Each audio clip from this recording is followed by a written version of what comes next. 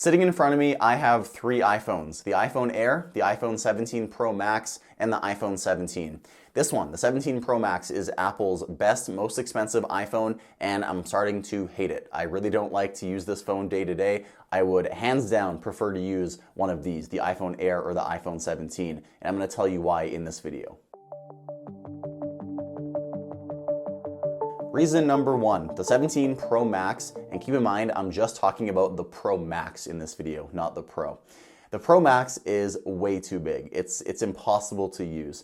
One-handed use is essentially gone with this phone. If you're going to be doing anything, it better be on the bottom half of the display, or you're going to need two hands. I'm pretty tall. I'm 6'6". I think I have pretty big hands, and using this thing with one hand is still impossible. I just can't reach the corners.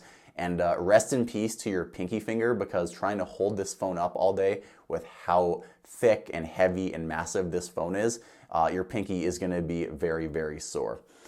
Reaching the top corners feels like you have to do constant hand gymnastics just to do anything on your phone. It's harder to use while walking, while laying down in bed, or pretty much doing anything else just because the phone is so massive. It feels almost like a small tablet in your hand rather than a phone. I think Apple has kind of gone a little bit too far with making these phones way too big. If we contrast that to the iPhone 17, for example, I think there's a reason Apple picked this screen size for the base iPhone 17, and that's because this screen size is perfect. At 6.3 inches, it's a nice light phone. You still feel like you get a really nice immersive display, but it's not like the overkill that you have on the 17 Pro Max. Like, I can reach up to the top corner nice and easily like that without, doing hand gymnastics with the phone in my hand. So it feels a lot better in the hand. And even if we go to a slightly larger screen on the iPhone Air, because this iPhone is so thin, you can still use it with one hand. And I'd actually argue that this phone is more comfortable to use than the iPhone 17 base model just because of how thin it is. Yes, the thinness actually really does make a difference when you're using this phone, just because it also contributes to the weight and overall bulk in your hand. So with the iPhone 17 Pro Max being larger than all these phones, heavier and thicker, this thing is just a nightmare to use every single day. My second point, I want to expand on just how heavy this phone is. When I say it's a brick, it literally is a brick. I avoid taking this phone to the gym and putting it in my gym shorts because I'm literally worried that my gym shorts are gonna sag. Apple has made this phone so darn heavy that it's a legitimate concern for me, and that's why I always take the iPhone Air to the gym instead of this beast of a phone. It's just so unnecessary.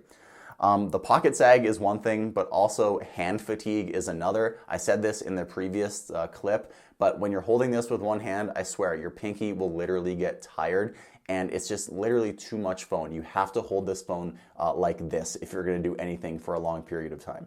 And it's something you're definitely going to notice if you switch back to a lighter phone. So if you were using this phone for, say, a week and then you switch to the iPhone Air, it's just night and day how much different these phones feel. Even the normal iPhone 17 feels so much lighter than the Pros. So with the 17 Pro Max, I think Apple was solely focused on utility. They weren't focused on how it feels in the hand or how heavy or how bulky it is. That's why they made the iPhone Air. But I think by not thinking about any of that, they kind of eliminated a portion of the population that would have bought this phone. I want to just put one thing in your mind. This 17 Pro Max is not just heavy once, it's heavy all day, and you're going to notice it every single minute you use it. All right, the next point I want to make is about value and diminishing returns. With the iPhone 17 Pro Max, I'm going to use Canada pricing here. This phone is $1,749. You can see here for the Pro Max. That's without even upgrading your storage. So in Canadian dollars, approaching $2,000 for a mobile cell phone. If we compare that to the iPhone 17 base model, this one, the price on that one is more reasonable, $1,129, which I think is a better price for a phone. Still over $1,000 Canadian, but a lot better of a price. We're talking a difference of about $600. So what do you get for your $600? Well, if you're spending that $1,749, you do get a bigger display and a bigger battery. In the previous sections, you might understand why having a bigger display is not that good of an idea. Hopefully I sold you on that. But the bigger battery is definitely a nice thing to have. But that's where I want to talk about the base 17, because this thing is just so good that really I don't notice it. The 17 Pro Max can get me through a full day. The base iPhone 17 can also get me through a full day. And in fact, it can get me through a day and a half. Apple has made some serious battery improvements to the base iPhone 17 this year, and it has really, really impressed me. So the next thing you might be asking about is, well, how about the chip? Well, the chip inside of the iPhone 17 Pro Max is the Pro branded chip, the A19 Pro, and the base model only has the A19. Are you going to notice that? Well, probably not. Do I know the difference? I think it's just one extra GPU core, but honestly, I don't think it's anything else that you need to care about. If you're gaming a lot, you might notice a little bit on the 17 Pro, but the chip on the normal iPhone 17 is going to be more than enough. It's going to last you 5, 6, 7 years, and you're not going to notice it on the base phone. So is that worth $600, $700? Probably not. Another thing is the vapor cooling on the 17 Pro Max. The phone is going to get a little bit less hot. So that's pretty much it. You get the new design with the dual tone back. Some people think that's a plus, some people think that's a drawback. And then the final thing is you get an extra camera. So on the base 17, you get an ultra wide and a main wide. On the Pro phone, you get a 5x zoom. So if you care about zooming in a lot, you can get the Pro for your extra $600. You can kind of get the idea where I'm saying for that much extra money, you really don't get much more on this phone other than that pro look and having people know that you have the latest phone. So that's kind of where I'm getting into the point of diminishing returns. You really aren't getting what you pay for with the 17 Pro Max, and to a lot of people, it's not going to be worth their money. The next point I want to expand on, and I already touched on it on my last point, but it is battery life. So battery anxiety in 2026 is a thing of the past. It's completely gone. So why would you feel the need to carry a brick of a phone? A lot of people, talk about how it can get them through a day. And you heard me mention it can get me through a day, day and a half. But honestly, when do you ever need a phone to get you through a day? You're always either in the car with a charger, you're sitting at your desk, and you're probably going to be near a wall outlet at some point in your day. Unless you're using this phone for off-the-grid camping or something, and you can only charge your phone once per day, that's really the only situation I think you would need a phone like this, because even the iPhone Air, which has probably, some would say, the worst battery life in an iPhone in the last 2-3 years, even this thing can get me through a day. But again, I don't really need it to because I'm always around a charger. Like even here, sitting at my desk within arm's reach is a MagSafe charger. That's just the era that we live in. So people really don't need to be caring as much about battery life as they do, because you are always so close to power that it just doesn't really matter. So get the phone that feels good in the hand for you. Don't just buy a brick of a phone because you're worried about battery life. I promise you, you will regret it.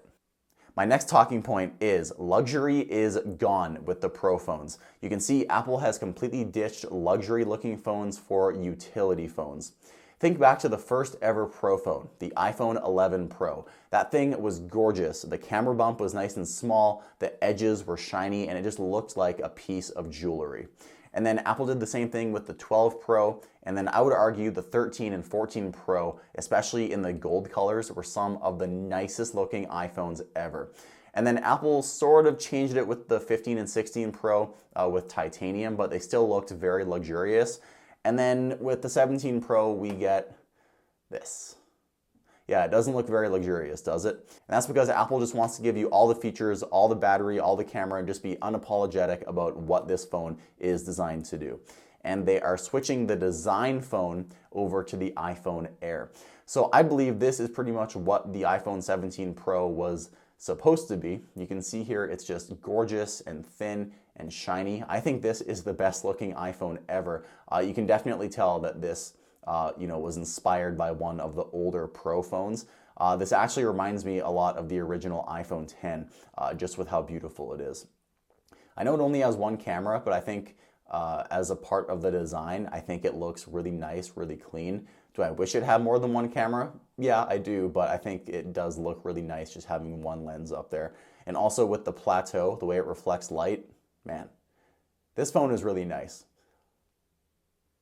I don't want to keep drooling over this phone on video, but yeah, just comparing how beautiful this iPhone Air is, how thin it feels in the hand, how shiny it is. to this thing, I can barely pick it up. It's just night and day. I can't believe these are made by the same company. All right, the next talking point is iOS. iOS just feels better on smaller iPhones. I don't really know how to explain it, but I'll try to. So here's the iPhone 17. You can see it looks like a normal phone UI. When I go over to my 17 Pro Max, this thing is just ridiculous. I mean, it looks worse because I have my icons so big, you know, it looks like it's in like grandpa mode. But with a phone that has a screen this big, it has the exact same functionality as a smaller iPhone 17 right here. And it's a little bit frustrating because with a screen that's pretty much like a phablet, why can't we do split screen multitasking? Like, it would be really easy. Like, I could have my camera going up here and I could have a live gallery going down here showing all the pictures I've taken. I could have two apps going at once. I could have Safari up here and I could have the calculator down here. Just endless options of what we could have, but we just don't. So when you have a phone this big and you start to realize that the software experience is identical to the smaller phones, it really makes you want to navigate to one of the smaller iPhones because the software is just going to feel better. And you know, honestly, it does. So on the iPhone 17 and the iPhone Air, the software just feels like it's more optimized for these smaller phones. And on the bigger phones, it kind of feels like you're missing out on something. Kind of feels like Apple didn't try hard enough. But here's the problem. People are going to walk into an Apple store and they're going to ask an employee, what is the best iPhone I can buy this year? And they're going to point them towards this phone and they're going to buy the iPhone 17 Pro or the Pro Max. They're buying it because it is the safe choice, and that's the problem. People buy it because it's the best, not because it fits their lifestyle. It's become the default iPhone, not the thoughtful choice of an iPhone purchase. So the regular iPhone 17 is probably the most balanced iPhone you can buy. It has the best value, it has the best features, I'd argue it has the best colors, it has a really good design, it has a fantastic display, finally, in a base model. This phone is just fantastic, and I think balanced is a perfect word to describe it. The iPhone Air, the word I choose to describe the iPhone Air is intentional. It has a very intentional design. It knows what it's trying to accomplish. It knows it's very thin. It knows that it doesn't have features like multiple cameras. The battery life might not be the best, but this thing is really the designer's iPhone. When you pick this thing up, you're gonna know which iPhone you picked and why. And then the word I would pick to describe the 17 Pro Max is habitual. This has been the habit of most consumers to buy the best iPhone. But I think if they stop and think over what iPhone they actually need, I think a lot of people wouldn't choose the 17 Pro Max, even though you probably are going to anyways. My next point with the 17 Pro Max might not be the brightest one, but I still want to talk about it. It's just not so much fun. The 17 Pro Max just isn't really a fun iPhone. Heavier phones feel less playful. You're less likely to pick it up casually just because of how chonky and how heavy it is. And it feels more like a tool rather than a companion. I would say the phone that you enjoy holding is the phone that you're going to use more. And in that case, it would be the iPhone Air or the base model iPhone 17. Definitely not the oversized 17 Pro Max. So since I've been bashing the 17 Pro Max all video, which phone should you get? The iPhone Air or the 17 or the 17 Pro? I would say the iPhone 17 is the sweet spot for most people. It is the perfect screen size at 6.3 inches. It's not too big, it's not too small. It is the same performance pretty much as these two phones. I mean, these two phones have the Pro chip and this one doesn't. Who cares? You're not going to notice it. It's going to be identical performance as far as you are concerned. It has the same core camera experience. You're getting the ultra-wide lens, which is nice. You don't get that on the Air. If you care about zoom, that's the only thing you're going to be missing out on. But to save hundreds and hundreds of dollars to not be able to zoom in 40 times like you can on this phone, is that really that big of a deal? I'll let you decide. And then also the ergonomics are a lot better than the 17 Pro Max. This thing is a brick. This thing is just really nice to hold. The iPhone Air is just a wonder to hold, but the iPhone 17 is still really nice and light to hold in your hand, and it's a lot better than the thick and heavy Pro or Pro Max. So since I've been on a roll in this video of one-word descriptions and one-sentence descriptions, I'll try to describe this phone after I've mentioned all that. I'd say this iPhone 17 is the iPhone that Apple accidentally made perfect. Because they were trying to improve the base iPhone and give it a really good display and everything, and they were also trying to have separation between the gorgeous iPhone and the utility iPhone. I think they accidentally made the perfect base model iPhone 17. So just go ahead and buy this phone instead of the Pro Max and save your money. So that's gonna wrap up this video. One final thought I have is the iPhone 17 Pro Max is not a bad phone, it's just unnecessary. So just keep that in mind when you're making a decision. I'm not saying it's a bad phone, I just think it's overkill and it's unnecessary. So get rid of that, get one of these two phones, the Air or the Base 17. You'll thank me later. All right guys, that's gonna do it. Thank you guys so much for watching. If you enjoyed this video, please subscribe, comment, and like this video. My name is Michael with IDB, and I'll see you next time.